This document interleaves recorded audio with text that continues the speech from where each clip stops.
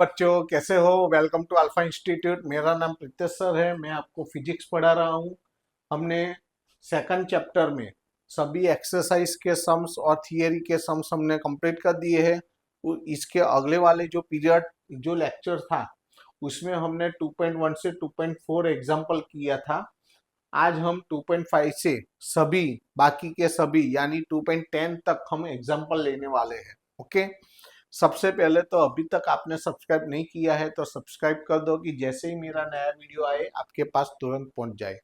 और ये जो वीडियो है आप जो आपके जो फ्रेंड सर्कल है उसमें भी शेयर करो और उनको भी सब्सक्राइब करवाओ। और ये जो भी मैं हैंड रिटन नोट्स लिखता हूँ वो आपको लिखने की जरूरत नहीं है, वो डिस्क्रिप्शन बॉक्स में रखी हुई है, वहां से आप ले सकते हो। और आगे के वीडियो आपके देखने के बाकी है तो वो भी प्लेलिस्ट में रखे हुए हैं, वहां से आप ले सकते हो। ओके, तो आज हम शुरू करते हैं एग्जाम्पल 2.5 से। तो एग्जाम्पल 2.5 में क्या हमें कौन कौन से डेटा दे दिए हैं और कौन सा डेटा रिक्वायर्ड है वो सबसे पहले पता लगाना है। Determine the electrostatic potential energy. हमें क्या फाइंड करना है? Electrostatic potential energy you find करना है of a system consisting of two charges. यहाँ पर two charges Q1 and Q2। Q1 यानी 7 माइक्रोकुलम एंड Q2 यानी -2 माइक्रोकुलम वो दे दिए हैं। Placed at -9 centimetre 0 0 and +9 centimetre 0 0। ये एक्स कोऑर्डिनेट है, Y coordinate, Z coordinate. X coordinate, Y coordinate, Z coordinate दोनों में एक्स कोऑर्डिनेट दिए हैं, यानी ये दोनों जो चार्जेस है वो एक्स एक्सिस पर है। लेकिन कैसे? एक में -9 है, एक में +9 है, यानी क्या है? देखो, मान मान लो कि ये हमारा एक्स एक्सिस है, ये ओरिजिन है, इधर +9 है, इधर -9 है। तो टोटल बीच में ये 9 और ये 9 टोटल 18 सेंटीमीटर। टोटल डिस्टेंस कितना हुआ? 18 सेंटीमीटर।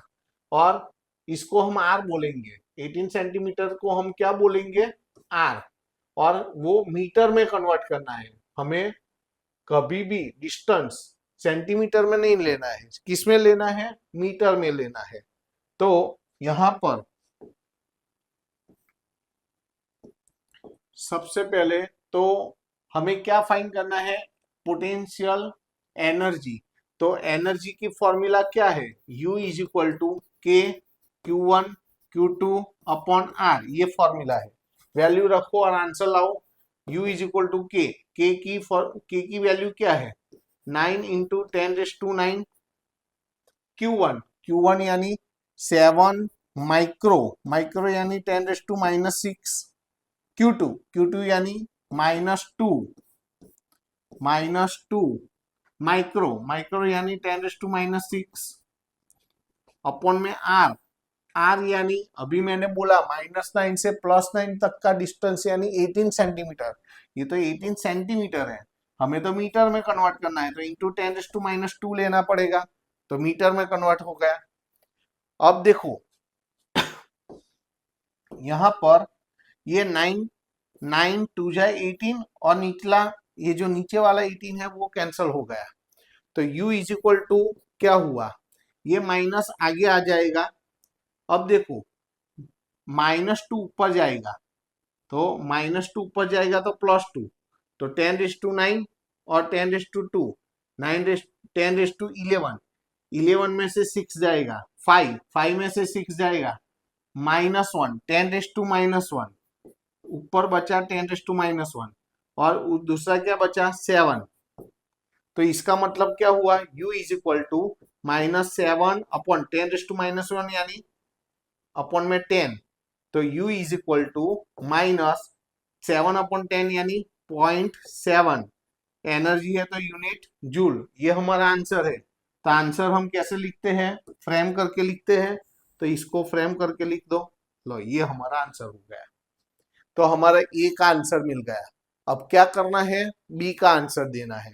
तो मैं पार्टीशन करके लिखता हूं, आपको पार्टीशन करके नहीं लिखना है, आपको तो इसके नीचे ही कंटिन्यू लिखना है। ओके, मैं पार्टीशन करके लिखता हूं, यहां पार्टीशन कर देता हूं। ये हमारा रफ है, तो इसको हम निकाल देते हैं। अब देखो बी, हम अब बी का आंसर देंगे। तो बी, बी में क्या दिया है, हाउ मच वर्क, हमें वर्क फाइंड करना है। क्या फाइंड करना है, work. How much work is required to separate the two charges infinitely away from each other.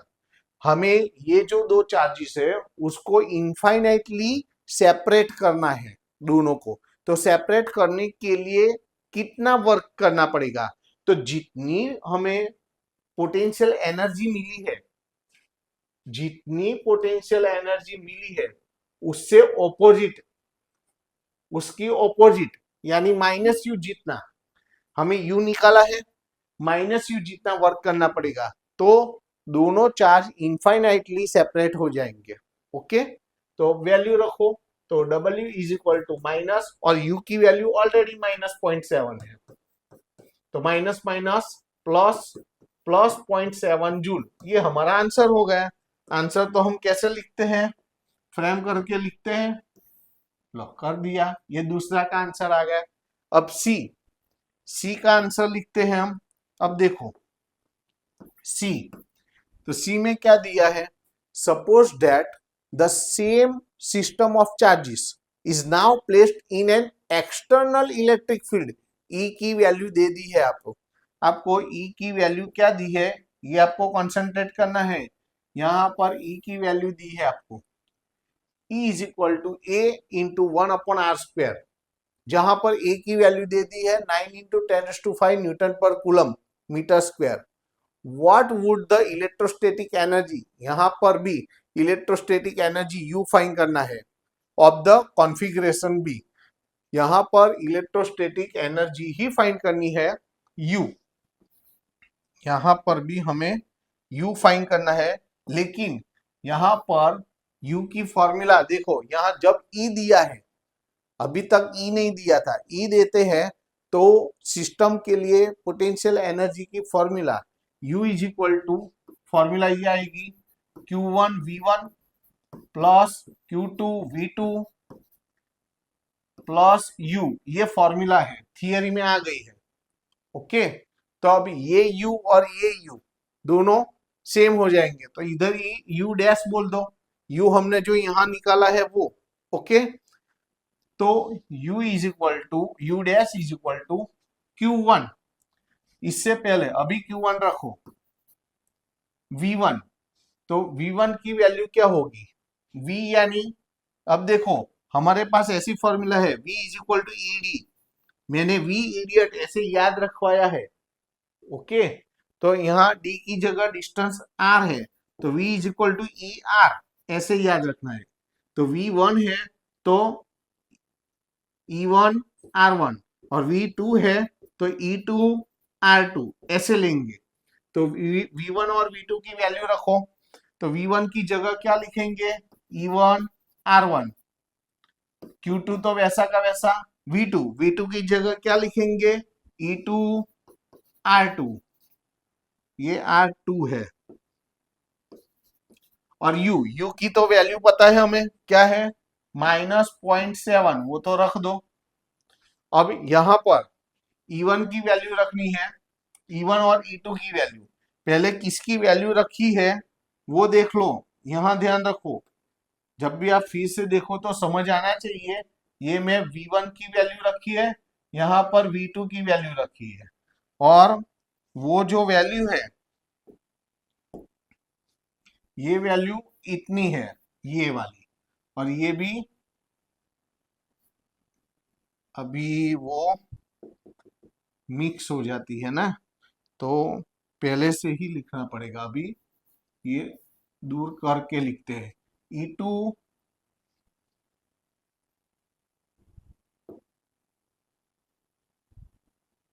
E2 R2, R2 यहाँ ब्रैकेट कर दिया, और U की वैल्यू -0.7 हो गया। यहाँ वैल्यू रखी V1 की और V2 की ऐसे। ओके, अब हमें E1 और E2 की वैल्यू रखनी है। यहां से E1 तो R1 आएगा, E2 तो R2 आएगा, तो E1 यानी A अपॉन R1 स्क्वायर और E2 यानी A अपॉन R2 स्क्वायर। तो रखो वैल्यू। तो U dash is equal to, अब देखो U dash is equal to Q1, E1 की जगह क्या लिखेंगे, E1 यानी A अपॉन R1 स्क्वायर, तो A अपॉन R1 स्क्वायर, और ये R1 तो है ऐसा। यहां पर Q2 E2, E2 यानी A अपॉन R2 स्क्वायर, तो A अपॉन R2 स्क्वायर, और ये तो R2 है, ये इंटू है, और माइनस 0.7, -0.7।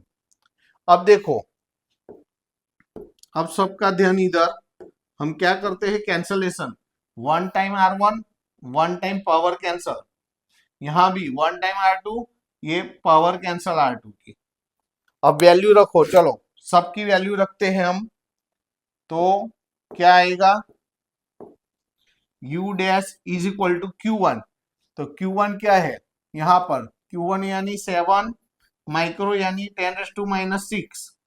ए की वैल्यू क्या है यहां पर 9 इंटू 10⁵ अपॉन में R1, आर इसको R1 बोलेंगे, इसको R2 बोलेंगे, लेकिन R1 तो डिस्टेंस है तो माइनस नहीं लेना है, डिस्टेंस R1 डिस्टेंस है तो 9 सेंटीमीटर, लेकिन सेंटीमीटर है, मीटर में कन्वर्ट करना है हमें, तो इंटू 10⁻⁻² लेना पड़ेगा। Q2, अभी ये माइनस पहले, ये प्लस पहले से मत कर लो। Q2 की वैल्यू क्या है, दूसरा चार्ज -2 माइक्रो कूलम, तो -2 माइक्रो, माइक्रो यानी 10⁻⁻⁶। यहां पर ए की वैल्यू क्या है, ए की वैल्यू 9 इंटू 10⁵ अपॉन में R2, ये R1 है, ये R2 है, R2 यानी 9 सेंटीमीटर, तो 9 सेंटीमीटर को मीटर में कन्वर्ट करो 10⁻², और ये -0.7 वैसा का वैसा। अब देखो कैंसलेशन करो, तो कैंसलेशन में क्या होगा, यहां पर देखो ऊपर नीचे 9 9 कैंसल हो गया, यहां पर भी 9 9 कैंसल हो गया, समझ आता है ना। तो क्या बचा अब, तो U डैश, अब देखो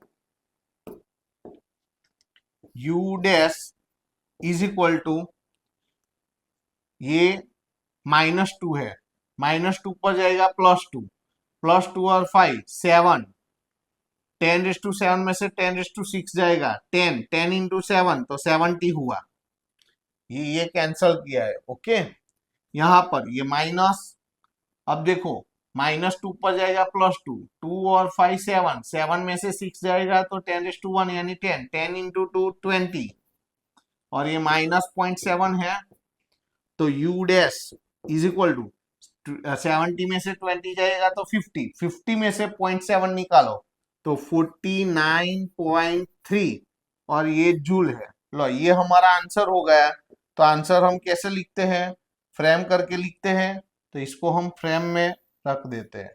लो ये हमारा आंसर हो गया। अब ये रफ है तो मैं निकाल देता हूं। ओके, अच्छा, तो ये आपको अच्छी तरह से सम तैयार करना है। क्लियर। उसके बाद वाला सम, ये हमारा एग्जांपल 2.5 हुआ। अभी 2.6।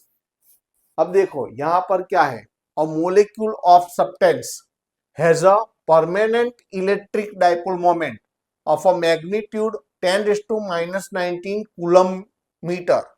आपको क्या, आपको परमानेंट इलेक्ट्रिक डाइपोल मोमेंट दिया है ये, लेकिन एक वन मोलेक्यूल के लिए यहां पर आपको P दे दिया। अब देखो यहां पर आपको P दे दिया है, P क्या दिया है 10⁻⁻29, लेकिन किसके लिए, फॉर अ मोलेक्यूल, यहां पर अ मोलेक्यूल के लिए है, मोलेक्यूल। लेकिन दूसरी लाइन रीड करो, इसमें तो मोल लिखा है, ये पॉइंट आपको कंसंट्रेट करना है। आपको यहां पर a mole of this substance, पहले बात किसके लिए की, a molecule of sentence, a molecule of substance. पहले आपको परमानेंट इलेक्ट्रिक डाइपोल मोमेंट दे दी, लेकिन मोलेक्यूल के लिए थी। दूसरी लाइन में किसके लिए बोला है? मोल के लिए। तो आपको मोल के लिए डाइपोल मोमेंट निकालनी है, तो मोल के लिए निकालनी है तो उसको पी डैश बोल दो। पी डैश यानी पी इंटू एवोगैड्रो नंबर। तो P कितना है? P यानी 10⁻⁻29। एवोगैड्रो नंबर नीचे दिया है, देखो। एवोगैड्रो नंबर नहीं दिया है तो कोई बात नहीं, हमें याद रखना है 6 इंटू 10⁻23। ओके, तो P dash is equal to कितना हुआ? तो 6 तो बचा, 23 में से 29 जाएगा तो 10⁻⁻6। और P डैश तो डाइपोल मोमेंट, उसका यूनिट क्या है? Coulomb metre. कूलम मीटर, यहां यूनिट लिखना रह गया, पीछे लिख दो coulomb metre. 10⁻29 coulomb metre for a molecule. Okay, आप आगे लिख देना, अभी मैंने रह गया है, लिख देते हैं, चलो ना। पीडीएफ में वैसा ही जाएगा, नहीं तो पहले यूनिट लिख देते हैं कूलम मीटर।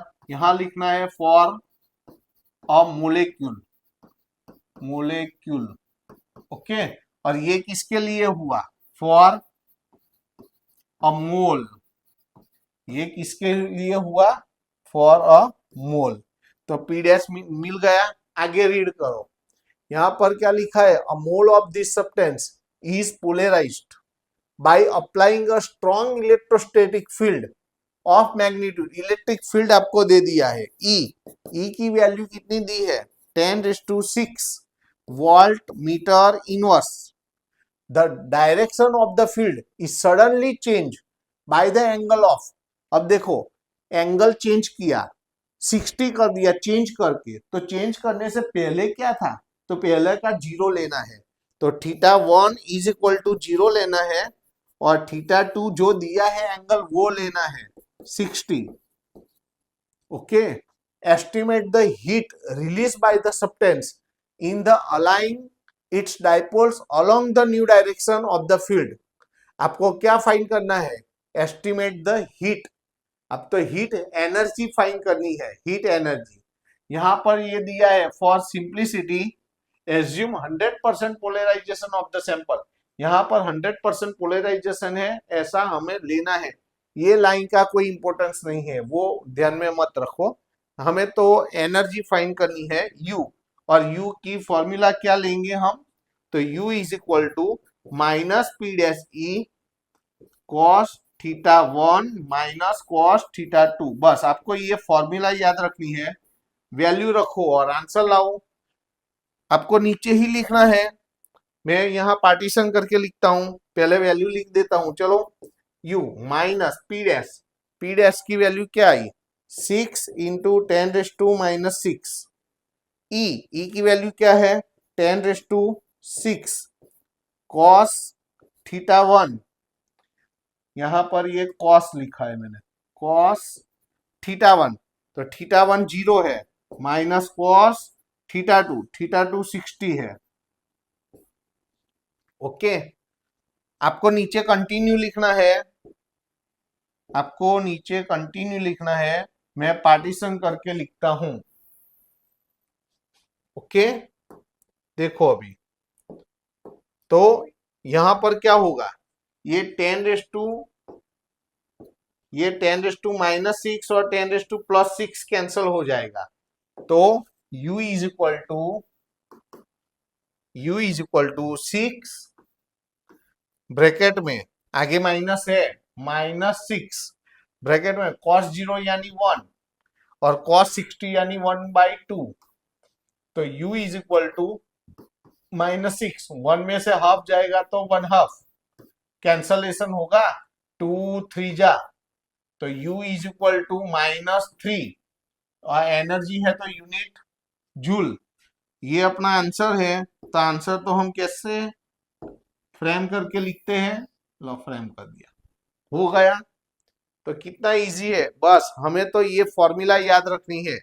फॉर्मूला आती है, डेटा कौन कौन से दिए हैं तो वैल्यू रखो और सिंप्लीफाई करो। ओके, अच्छा उसके बाद वाला सम लेते हैं। यहां पर क्या लिखा है, थियरिकल है। A comb run through once dry hair attracts small bits of paper why. पहले तो हमें ये क्वेश्चन किया है कि कॉम जब ड्राई हेयर में हम वो ड्राई हेयर में रन करता है तो वो स्मॉल बिट्स ऑफ पेपर को अट्रैक्ट क्यों करता है। जब देखो यहां पर क्या होता है, फ्रिक्शन होता है। जब कॉम्ब ड्राई हेयर में हम रन करवाते हैं तो वहां पर फ्रिक्शन होता है, और फ्रिक्शन के कारण ये जो बिट्स ऑफ पेपर होते हैं उसमें डाइपोल क्रिएट होता है। और डाइपोल अदरवाइज ये जो उसके जो मोलेक्यूल होते हैं पेपर के वो पोलराइज्ड हो जाते हैं, और पोलराइज के कारण यहाँ पर अट्रैक्शन क्रिएट होता है। तो वो अपने आपके अपने वर्ड में लिखना है ये। तो हम लिखेंगे यहाँ पर पहला आंसर ए लिखेंगे। तो यहाँ होगा क्या, तो यहाँ पर due to friction of comb, due to friction of comb in dry hair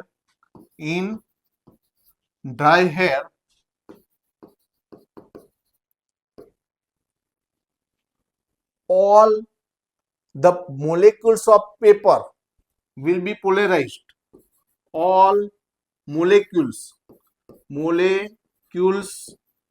of paper will be polarized. So com will B, देखो तो उससे क्या होता, दो जो कॉम है वो चार्ज हो जाएगा, नेगेटिव चार्ज हो जाएगा। कॉम है वो नेगेटिवली चार्ज बनेगा, उसके ऊपर सभी नेगेटिव चार्ज हो जाएगा। और ये जो पेपर है, पेपर में तो डाइपोल क्रिएट होते हैं, डाइपोल यानी नेगेटिव पॉजिटिव दोनों होते हैं। तो जो पॉजिटिव है वो कॉम से क्या होंगे, अट्रैक्ट होंगे। जो पॉजिटिव वाले मोलिक्यूल है वो जो पोर्शन है वो कॉम से क्या होंगे, कॉम कैसा हो जाता है, नेगेटिवली चार्ज हो जाता है। ओके, तो वो पेपर को क्या करेगा, अट्रैक्ट करेगा। तो so comb will be negative charge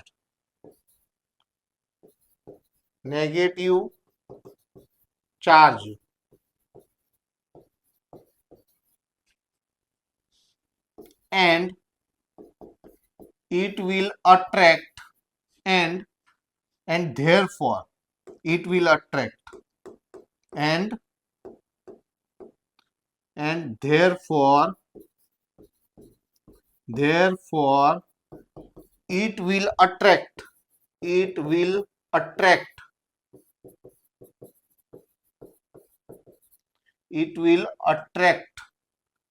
to the bits of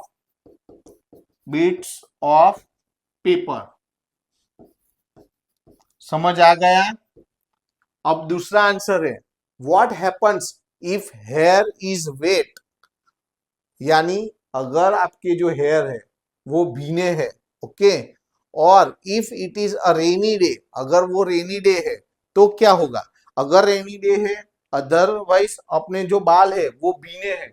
okay, तो भीने यानी गीले गीले हुए, समझ आ गए ना, भीना पानी वाले जो बाल होते हैं तो उसमें फ्रिक्शन कम हो जाता है। Okay, if it is a rainy day then friction will be decreased, और ये जो फ्रिक्शन डिक्रीज होगा तो यहाँ पर अट्रैक्शन नहीं होगा। यहाँ फ्रिक्शन के कारण ही अट्रैक्शन क्रिएट हुआ है, तो यहाँ फ्रिक्शन ही डिक्रीज हो जाता है। ओके, तो अट्रैक्शन क्रिएट नहीं होगा, तो बस वही लिखना है। तो हम लिखेंगे if it is rainy day, if it is rainy day, if it is rainy day, or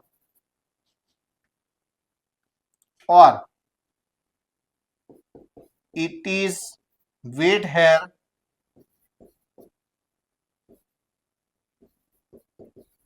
then आपको नीचे लिखना है, मैं पार्टीशन करके लिखता हूं, आपको पार्टीशन करके लिखना नहीं है, नहीं ये नहीं, थोड़ा यहां से लेते हैं,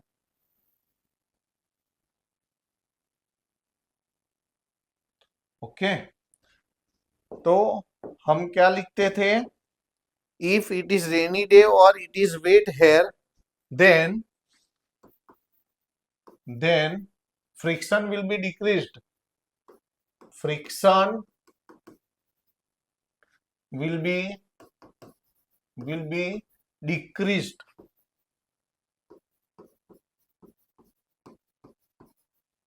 and due to it attraction to bits of paper will not be happen, and due to it attraction of paper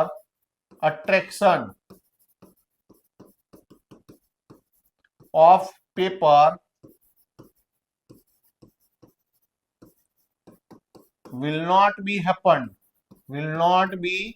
happened। देखो ऐसे वर्ड में आंसर लिखना है तो इजी है, लेकिन आपका टाइम ज्यादा लेता है, ओके। इसमें कोई फॉर्मूला याद नहीं रखनी है, अपना लॉजिक लिखना है, लेकिन टाइम ज्यादा लेता है। अब देखो आंसर बी लिखते हैं, तो बी में आंसर क्या है,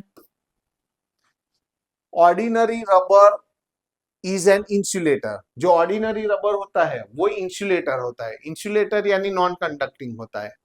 वाई इज दिस नेसेसरी, यहां पर क्या लिखा फिर से, ordinary rubber is an insulator but special rubber tyres of aircraft are made slightly conducting. Why is this necessary, लेकिन जो एयरक्राफ्ट होते हैं उसके जो टायर होते हैं उसमें स्पेशल कंडक्टिंग रबर का यूज किया जाता है। वो क्यों, क्योंकि जैसे ही वो लैंड करता है एयरक्राफ्ट तो वो लैंड के साथ फ्रिक्शन करता है, फ्रिक्शन के कारण चार्ज क्रिएट होते हैं। अगर वो कंडक्टिंग है तो वो चार्ज जमीन में चले जाएंगे और कोई भी डैमेज नहीं होगा, फायर क्रिएट नहीं होगा। समझ आ गया, बस वही लिखना है। If there is a conducting rubber, then हम क्या लिखेंगे यहां पर कि ये नेसेसरी क्यों है, क्यों कंडक्टिंग रबर हमें रखना है। Special rubber tyres of aircraft are made slightly conducting, okay. तो due to the conducting special rubber tyre the charge will go through the charge कहां पर चला जाएगा, लैंड में।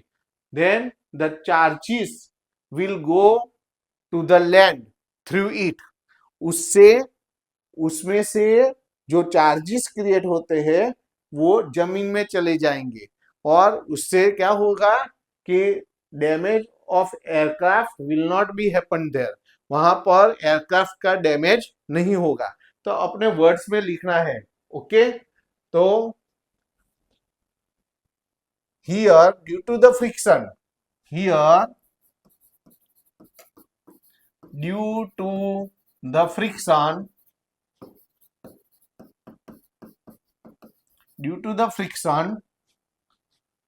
charges will be created,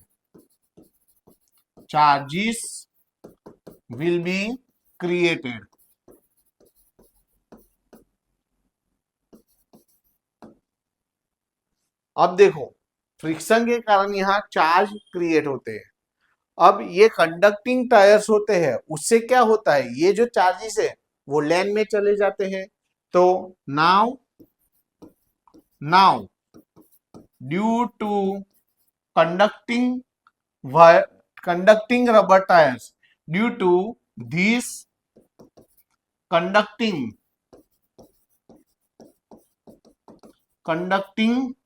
tires of aircraft,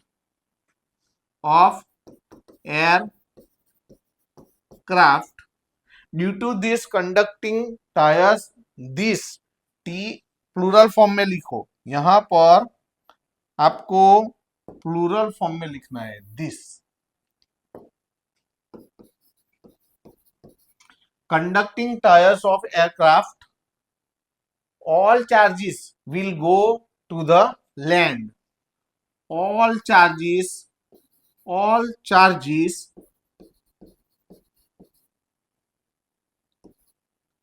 will go in the land.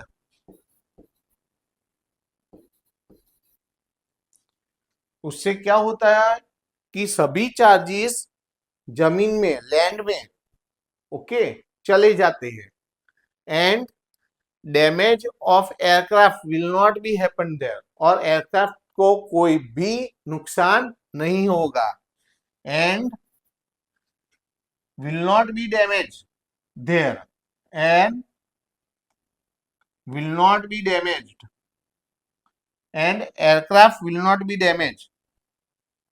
यहां ऐसे लिखेंगे, and aircraft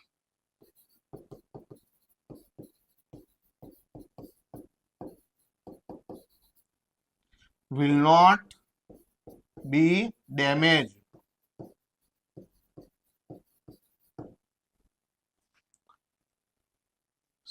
समझ आ गया? Damaged, DEMAGED, damaged.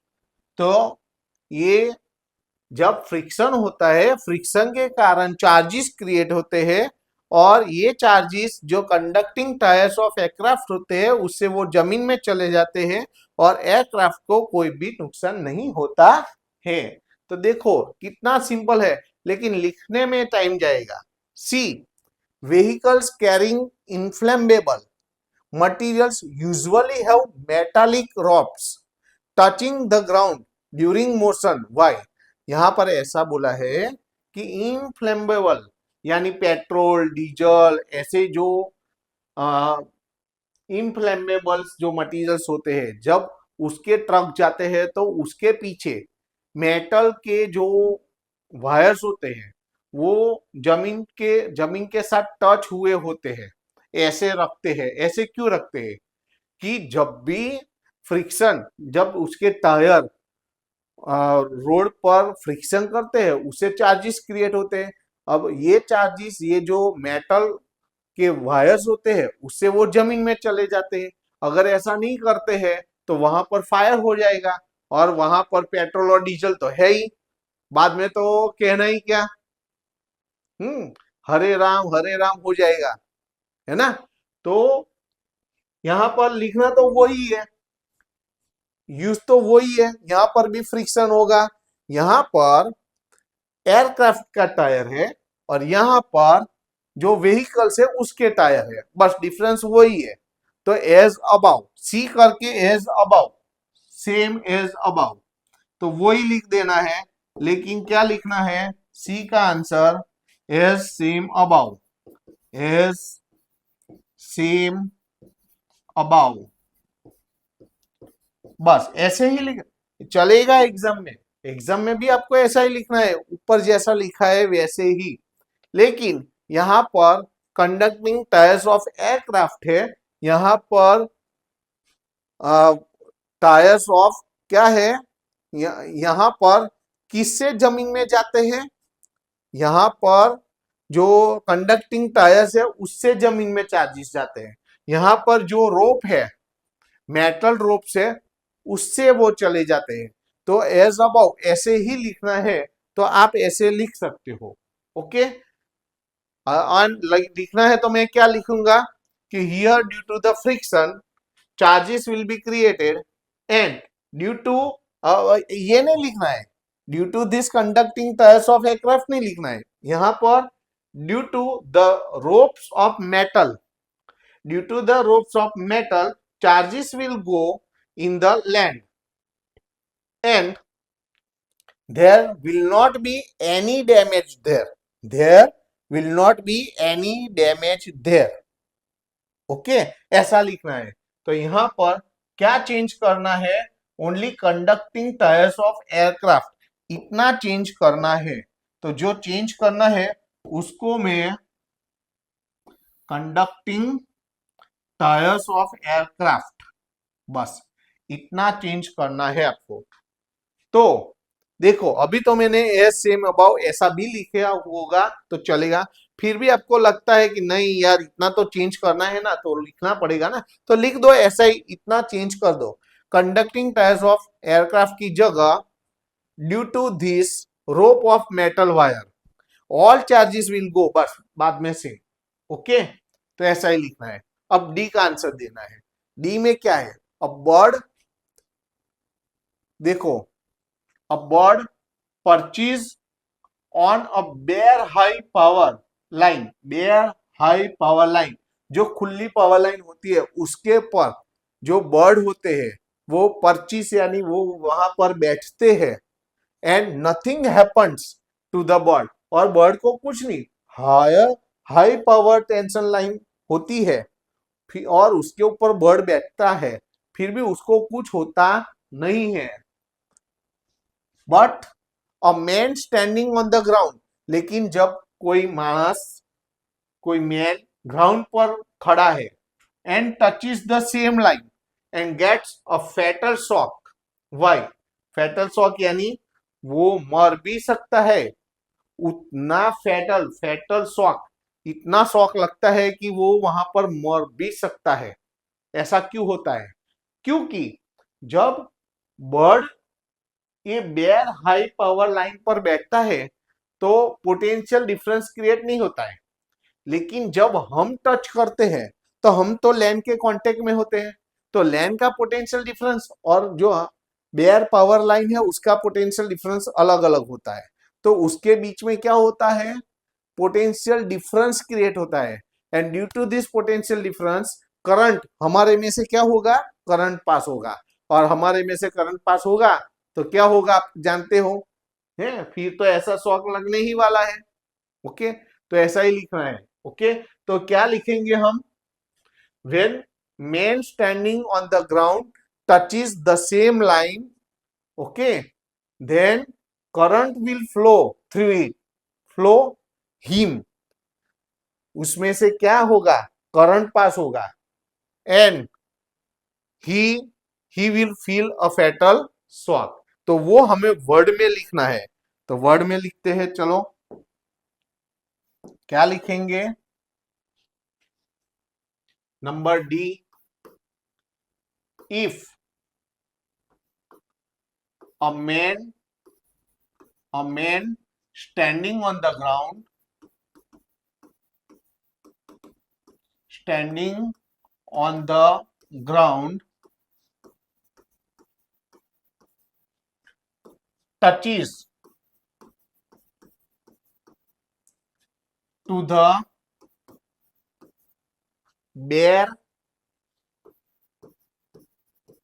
high power line, high power line, then potential difference will be created, potential, potential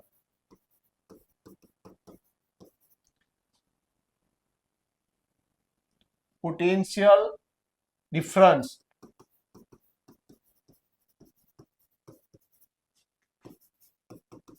will be created, will be created there, and so current will pass, so current will pass through the body of man, body of man.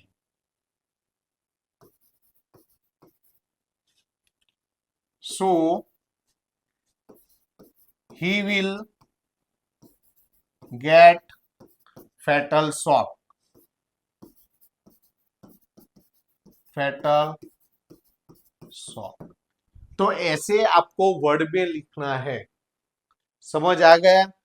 देखो ऐसे तो ये easy है, लेकिन आपका time बहुत consume करता है।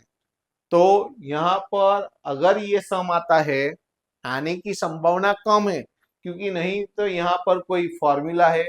ये तो 8-9 स्टैंडर्ड में होना चाहिए ऐसा तो, लेकिन है तो अपने लिए तो अच्छा है। चलो आ जाते हैं तो 4 मार्क नक्की है हमारे। चलो उसके बाद वाला सम लेते हैं, एग्जाम्पल 2.8। यहाँ पर क्या है, ये इंपॉर्टेंट है, ये मेरी तरफ से तैयार रखना एग्जाम के लिए। मैं आईएमपी करके लिख देता हूं। ओके, सबसे पहले यहाँ क्या है, a slab of material of dielectric constant K has the same area as the plates of parallel plate but has a thickness 3/4D। यहाँ पर एक पैरेलल प्लेट कैपेसिटर के अंदर डाइलेक्ट्रिक कांस्टेंट K वाला एक मटेरियल उसमें प्लेस करते हैं और उसकी थिकनेस कितनी होती है, 3/4D। वेयर D क्या है, where D is the separation of the plates. Capacitor की दो प्लेट होती है उसके बीच का सेपरेशन है। Okay, how is the capacitance change, उसमें ऐसा करने से कैपेसिटेंस कितना चेंज होता है। when the slab is inserted between the plates, जब दो प्लेट के बिटवीन हम डाइलेक्ट्रिक मटेरियल को प्लेस करते हैं, इंसर्ट यानी प्लेस करते हैं, तो कैपेसिटेंस में क्या चेंज आता है। पहले तो हमें फिगर ड्रॉ करनी है, तो हम फिगर ड्रॉ करेंगे। कैपेसिटर हमें ड्रॉ करना है, तो यहां पर आपको कैपेसिटर ड्रॉ करना है। ये सर्किट यहां 4 इक्वल पार्ट्स है, मान लो 1 2 3 4। टोटल दोनों के बीच का जो डिस्टेंस है वो d है। दोनों के बीच का जो डिस्टेंस है, दोनों प्लेट के बीच का डिस्टेंस वो कितना है, d है। उसमें से डाइलेक्ट्रिक मटेरियल 3/4D जितना, यानी टोटल 4 पार्ट्स है, उसमें से 3 पार्ट्स तो ये डाइलेक्ट्रिक मटेरियल ही हम भर देते हैं। तो हम उसमें डाइलेक्ट्रिक मटेरियल उसमें रखते हैं। ओके, तो डाइलेक्ट्रिक मटेरियल देखो उसके 3 पोर्शन, यानी इतना पोर्शन।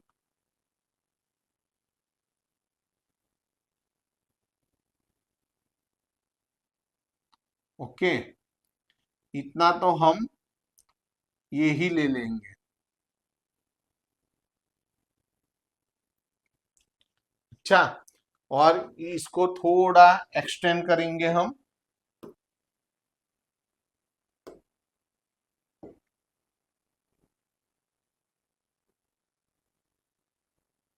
हो गया। तो अब देखो यहां पर 3/4D, 3/4D जितनी थिकनेस, और यहां पर थिकनेस कितनी है, तो यहां पर D/4।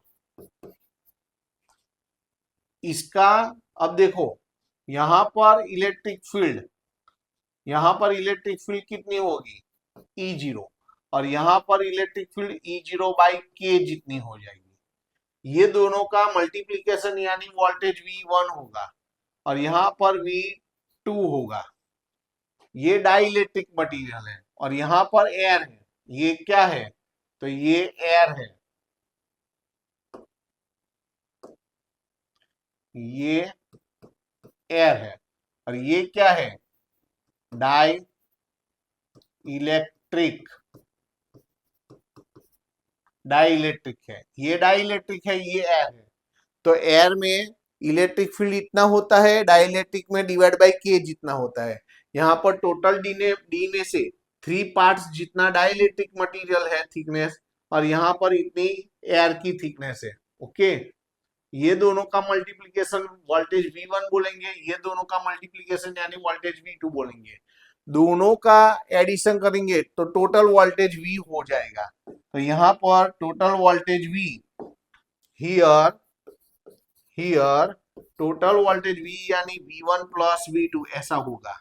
तो V is equal to V1 यानी ये दो E0 D बाई 4 और V2 यानी E0 बाई के 3 बाई 4D इतना हुआ। अब कॉमन क्या निकलेगा, तो V इज इक्वल टू दोनों में से E0D कॉमन निकल गया, E0D, बीच में वो नहीं है, देखो ये है, वो थोड़ा नीचे लिखना है, E0D कॉमन निकल गया। तो क्या बचा 1/4 और यहां पर 3/4 की। अब E0D है, उसकी जगह आप V0 लिख सकते हो, V is equal to V0, मैंने ये फॉर्मूला लिखवाई है, V is equal to ED, V idiot ऐसे हम याद रखते हैं। यहाँ V0 तो यहाँ E0, तो E0D की जगह हमें क्या लिखना है, V0, और यहाँ पर एलसीएम लेना है, तो एलसीएम 4K ले लो। तो यहाँ पर K नहीं है नीचे, तो K मल्टीप्लाई करो ऊपर, यहाँ पर 4K है तो 3 वैसा का वैसा। इसको इक्वेशन नंबर 1 बोल दो, जरूरत पड़ेगी इसकी। ओके, और इसकी जगह ये जो मैंने कॉमन निकाला है, ये इसकी जगह मैंने V0 लिखा है। ओके, अच्छा, अब ये रफ है तो इसको हम निकाल देते हैं। मैं यहाँ पर पार्टीशन करके लिखता हूं, आपको तो इसके नीचे ऐसे ही कंटिन्यू जाना है, आपको इसके नीचे कंटिन्यू लिखना है। ओके, अब मैं क्या करता हूं, हमें तो कैपेसिटेंस में how is the capacitance change, capacitance में क्या चेंज आएगा वो फाइंड करना है। तो now taking C is equal to Q0/V, ये फॉर्मूला लेनी है, इसमें V की वैल्यू रख देनी है फ्रॉम इक्वेशन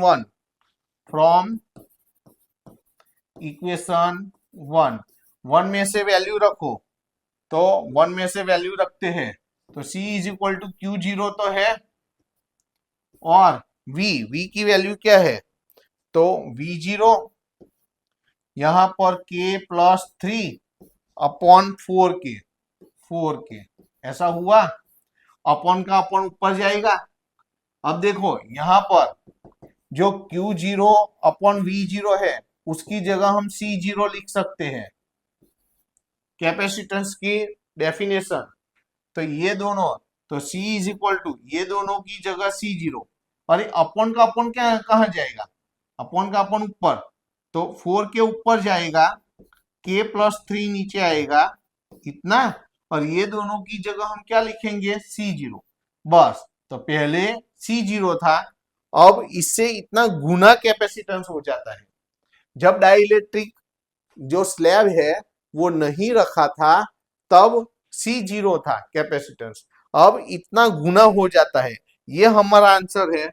तो आंसर हम कैसे लिखेंगे, फ्रेम करके लिखेंगे, तो इसको फ्रेम करके लिख दो, ये हमारा आंसर। तो ये इंपॉर्टेंट है, सर ने अभी से बोल दिया कि मेरी तरफ से ये आपको तैयार रखना है। अब उसके बाद वाला लेते हैं, यहां देखो, यस ये भी इंपॉर्टेंट है।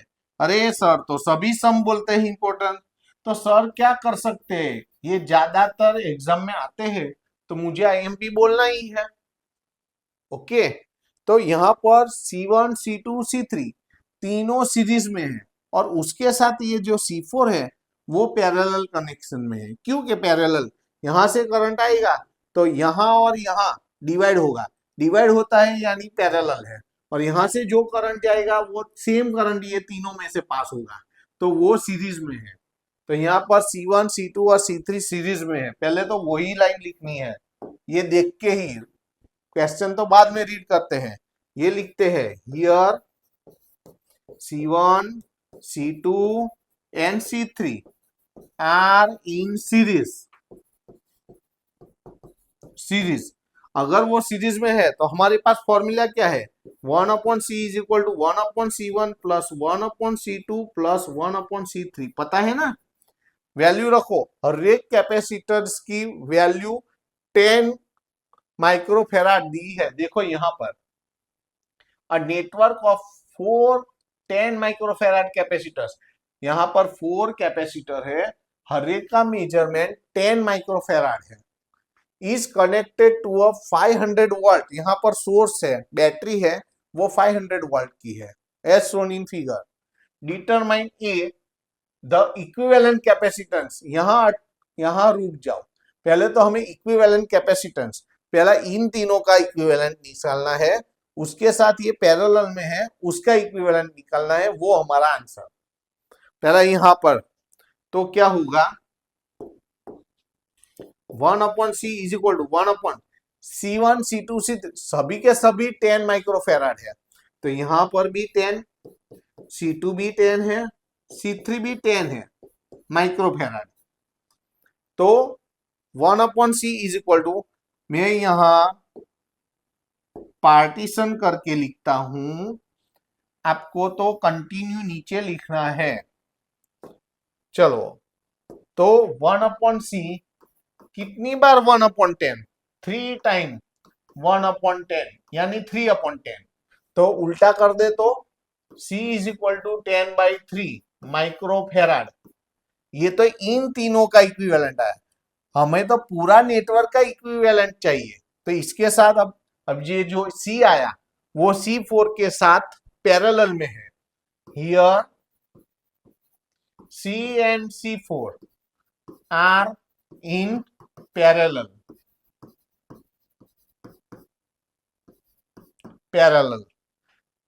तो पैरेलल कनेक्शन में है, तो पैरेलल कनेक्शन है तो C dash is equal to addition होगा, C प्लस C4, तो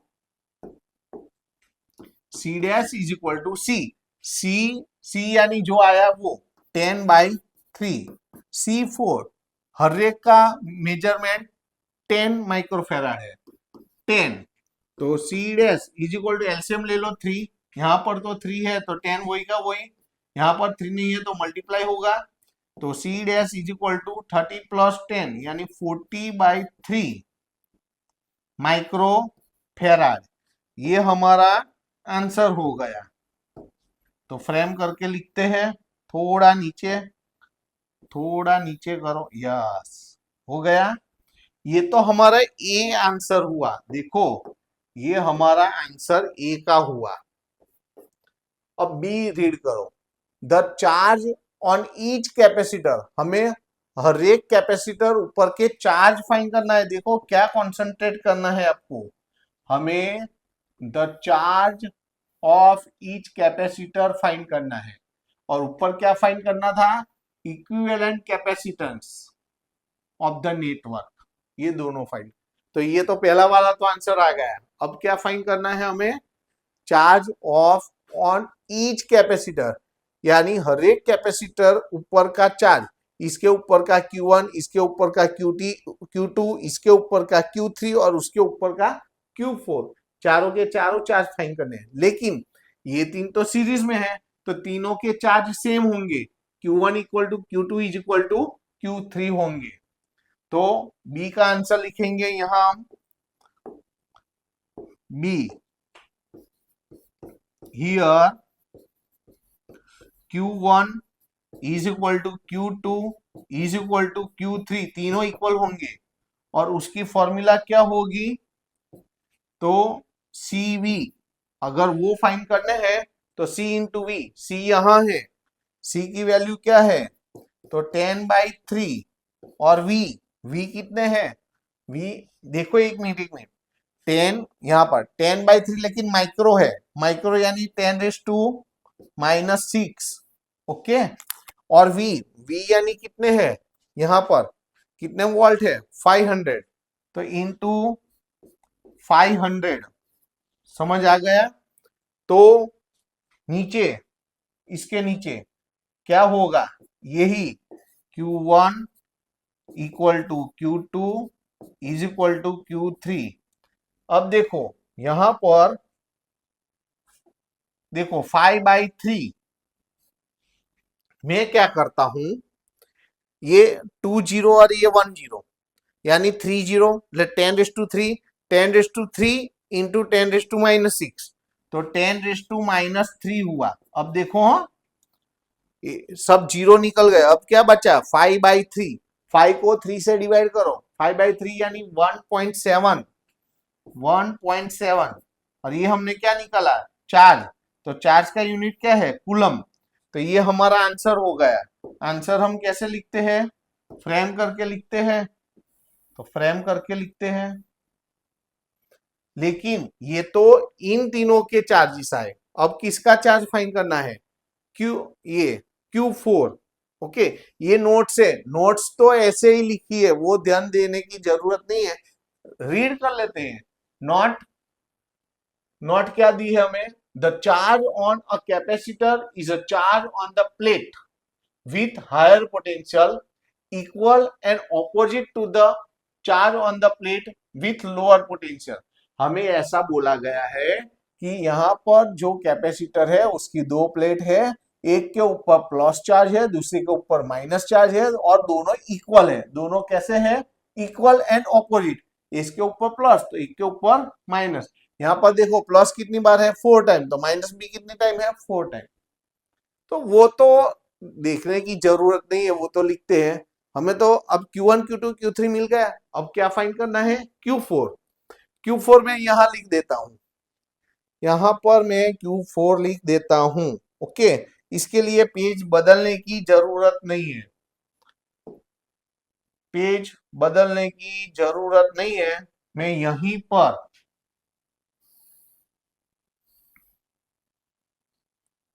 इधर लिख देता हूं, ओके। है हमारे पास जगह, ओके। और मैं एरो करके लिख देता हूं, यहां एरो कर देता हूं अच्छा वाला, कि इसके बाद आपको, इसके बाद आपको यहां देखना है, ओके। इसके बाद आपको यहां देखना है, ओके। अच्छा, अब यहां पर हम क्या लिखेंगे, Q4, Q4, तो Q4 क्या लिखेंगे हम, देखो Q4 यानी ऐसे ही फॉर्मूला, जैसे यहां थी CV, तो CV ही लेंगे, लेकिन यहां पर C4 लेंगे, C4 इंटू वी, यहाँ का C4 इंटू वी।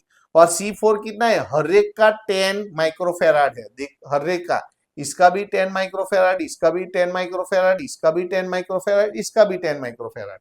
तो Q4, तो इसका 10 माइक्रो यानी 10⁻⁻⁶, और इसका वोल्टेज कितना है यहाँ पर 500 है, तो Q4 यानी ये 5, इसके 3 जीरो, 10⁻³ और 10⁻⁻⁶, तो 10⁻⁻³ कूलम। तो ये देखो आ गया, तो ये हमारा आंसर आ गया। तो कैसे लिखेंगे इसको, कूलम लिखना है ना, निकल गया कूलम। और इसको फ्रेम करके लिखते हैं हम,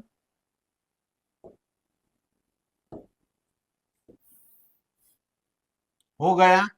तो ये सर ने IMP बोला है, ये सम भी आपको अच्छी तरह से तैयार करना है, ओके। अच्छा चलो उसके बाद वाला, यहां पर पहले तो एक कैपेसिटर है और एक बैटरी है, केस 1 है। दूसरे केस में आपको ये बैटरी हटा देनी है, और दूसरा अनचार्ज उतना ही कैपेसिटर जितना ये 900 पिकोफेराड का था, उतना ही दूसरा पिकोफेराड का आपको कैपेसिटर लगाना है। तो इसकी एनर्जी और इसकी एनर्जी में क्या चेंज होगा, दोनों की पोटेंशियल एनर्जी निकालनी है। देखो रीड करो, ए, पहले हम ए करके लिखते हैं। यहां पर 900 picofarad capacitor is charged by 100 volt battery. यहां पर how much electrostatic energy is stored by the capacitor, पहला का आंसर हाउ मच इलेक्ट्रोस्टैटिक, यहां पर कॉन्सेंट्रेट करो, हमें क्या करना है, हाउ मच, ये वाला हाउ मच, ये how much electrostatic energy stored, तो हमें U फाइंड करना है। तो U की वैल्यू लिखो, तो U इज इक्वल टू क्या होगा, U is equal to 1/2 CV square, ये फॉर्मूला है। तो U is equal to 1/2 C यानी कितना है, तो 900 पिको यानी 10⁻⁻12 V स्क्वायर, V कितना है 100 यानी 10⁻², उसका स्क्वायर ये दिया है। अब आपको क्या करना है, 900 को 2 से डिवाइड करना है, तो क्या हो जाएगा 450। तो यहां U इज इक्वल टू क्या होगा, तो U इज इक्वल टू देखो 450 और पावर के ऊपर पावर, मल्टीप्लीकेशन ऑफ 2 पावर, 2 2 जा 4, 4 में से 12 जाएगा तो 10⁻⁻8 और जूल, ये आंसर भी चलेगा। और स्टैंडर्ड डेसिमल फॉर्म में लिखना है तो 2 डिजिट के पहले पॉइंट होना चाहिए, तो 2 डिजिट शिफ्ट हो जाओ, तो 2 पावर ऐड करेंगे तो 10⁻⁻6 होगा। मैं यहाँ पार्टीशन करके लिखता हूं, आपको पार्टीशन नहीं करना है, ओके, ऐसा नहीं करते हैं हम ऐसा करते हैं पार्टीशन, ये डॉटेड वाला, ओके। और यहां पर लिखते हैं U इक्वल टू, ये U लिखा है, हो ये प्रॉपरली लिखते हैं, U इक्वल टू, अब 2 पॉइंट यहां पर शिफ्ट होते हैं लेफ्ट साइड, तो 4.50, अब 2 पॉइंट हम लेफ्ट साइड शिफ्ट हुए तो 2 ऐड करो, तो 10⁻⁻6 जूल, ये हो गया। तो ये हमारा पहला वाला आंसर हो गया। तो उसको हम क्या करके लिखेंगे, फ्रेम करके लिखेंगे। अच्छा, अब बी, अब हम आंसर बी का लिखेंगे। बी में क्या करते हैं, देखो B, the capacitor is disconnected, यहां से देखो, a capacitor is disconnected from the battery, battery से ये कैपेसिटर को डिसकनेक्ट कर देते हैं, एंड कनेक्टेड टू अनदर, और ये जो है कैपेसिटर उसको दूसरे एक कैपेसिटर के साथ, वो भी 900 पिकोफैराड का कैपेसिटर है, उसके साथ कनेक्ट कर देते हैं। तो अब 2 कैपेसिटर वाली सर्किट हो गई, पहली क्या थी, बैटरी एंड कैपेसिटर की सर्किट थी, नेटवर्क था। अभी इसको सेपरेट कर दिया और ये कैपेसिटर को ऐसे ही दूसरे कैपेसिटर के साथ कनेक्ट कर दिया। तो कनेक्ट करने से क्या हो जाएगा, उसका जो चार्ज है क्यू वो Q/2 ऊपर नीचे देखो, प्लस क्यू है तो +Q/2 +Q/2, और माइनस क्यू है तो -Q/2 हो जाता है चार्ज, यानी चार्ज हाफ होते हैं तो एनर्जी भी क्या हो जाएगी, हाफ हो जाएगी। तो यहां पर बी में, इन दिस केस, यहां पर लिखेंगे in this case U dash will be U/2, जो पहली थी हमारी U उससे आधी हो जाएगी, तो U dash is equal to, U कितनी है 4.50 इंटू 10⁻⁻6 अपॉन में 2, तो U dash is equal to 4.50 को 2 से डिवाइड करेंगे तो 2.25 इंटू 10⁻⁻6 जूल, और ये हमारा आंसर है। तो आंसर हम कैसे लिखेंगे, फ्रेम करके लिखेंगे। तो आज हमने बाकी के सभी एग्जाम्पल खत्म कर दिए हैं। कहां से शुरू किए हमने, एग्जाम्पल 2.5 से, 2.5, 2.6, 2.7, 2.8, 2.9, 2.10, सिक्स एग्जाम्पल हमने किए। इसके आगे के लेक्चर में 2.1, 2.2, 2.3 एंड 2.4 किए, और उसमें मैंने 2.2, 2.3 और 2.4 को बिग बॉस बोला है इस चैप्टर का। ओके, तो वो सबसे ज्यादा इंपॉर्टेंट है।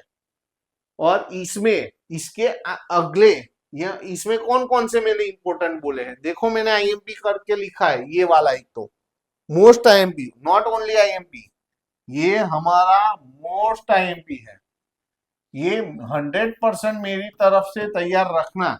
ओके, और उसके पहले ये भी इंपॉर्टेंट है, ये भी 100% मेरी तरफ से। अरे सब तो सब 100% बोलते हैं, अरे सब नहीं बोला है, बस ये दोनों देखो। और दूसरे इसके अगले में क्या लिखा है देखो, अब इसके आगे ये देखो कहाँ आईएमपी लिखा है, देखो ये तो थियरिकल है। इसमें भी कहाँ आईएमपी लिखा है, देखो ये पहला वाला, इसमें भी कहाँ आईएमपी लिखा है। तो आपको आगे भी मैंने बोला है कि अभी तक आपने सब्सक्राइब नहीं किया है तो सबसे पहले सब्सक्राइब कर दो, और ये जो वीडियो है वो आपके फ्रेंड सर्कल में शेयर करो और उनको भी सब्सक्राइब करवाओ। और ये जो मेरी हैंड रिटन नोट्स है वो आपको लिखने की जरूरत नहीं है, वो मैंने डिस्क्रिप्शन बॉक्स में रखी हुई है, वहां से वो आप ले सकते हो। ओके, और आगे के वीडियो आपने नहीं देखे हैं तो आप प्लेलिस्ट में से निकाल के देख सकते हो। ओके, तो आज हमारा यहाँ पर ये सेकंड नंबर का चैप्टर खत्म होता है। नेक्स्ट लेक्चर से हम चैप्टर 3 शुरू करेंगे। ओके, चलो टाटा बाय, सी यू।